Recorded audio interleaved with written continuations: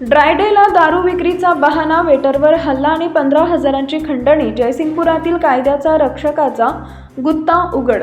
जयसिंगपूर शहरात 26 जानेवारीच्या dry day दिवशी घडलेल्या एका धक्कादायक प्रकारानं कायद्याच्या रक्षकांच्या भूमिकेवरच गंभीर प्रश्नचिन्ह उपस्थित केले आहेत. ड्राय डेच्या दिवशी दारू विक्री होत असल्याचा आरोप करत एका कायद्याच्या रक्षकानं थेट एका वेटरला लक्ष्य करत मारहाण केल्याची घटना चर्चेत आहे. या कथित मारहाणीत मोकळी बिअरची बाटली फुटून संबंधित वेटरला गंभीर दुखापत झाली असून डोक्याला टाके घालण्याची वेळ आल्याचं बोललं जाते. एवढ्यावरच न थांबता संबंधित कायद्याच्या रक्षकानं तुझ्यावर कारवाई करतो अशी भीती दाखवून त्याच वेटरकडून तब्बल 15,000 रुपयांची खंडणी उकळल्याचा आरोपही जोर धरतोय. या प्रकाराची माहिती वरिष्ठ अधिकाऱ्यांपर्यंत पोहोचताच मोठ्या साहेबांनी तातडीनं संबंधित रक्षकाकडे असलेले बिगर ड्रेसमध्ये फिरून लोकांना धमकावण्याचे अधिकार काढून घेतले आणि त्यांची एका कायदेशीर कार्यालयात बदली केल्याची जोरदार चर्चा शहरात आहे. मात्र ही कारवाई पुरेशी आहे का, यावर आता मोठा वाद निर्माण झालाय.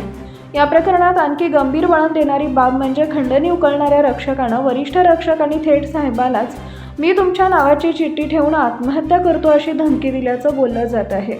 त्यामुळे या संपूर्ण प्रकार अधिकच संशयास्पद ठरतोय.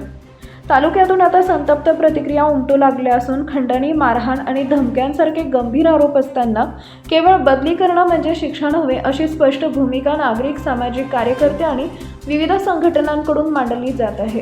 अशा प्रकारे गुत्ता घालणाऱ्या कायद्याच्या रक्षकावर तत्काळ निलंबनाची कारवाई करावी, स्वतंत्र चौकशी लावावी आणि पीडिताला न्याय द्यावा अशी ठाम मागणी जोर धरू लागली आहे. कायदा राखणाऱ्यांनीच कायदा हातात घेतला तर सामान्य नागरिकांनी न्यायासाठी कोणाकडे पाहायचं असा सवाल आज जयसिंगपूर आणि परिसरात खुलेआम विचारला जातोय.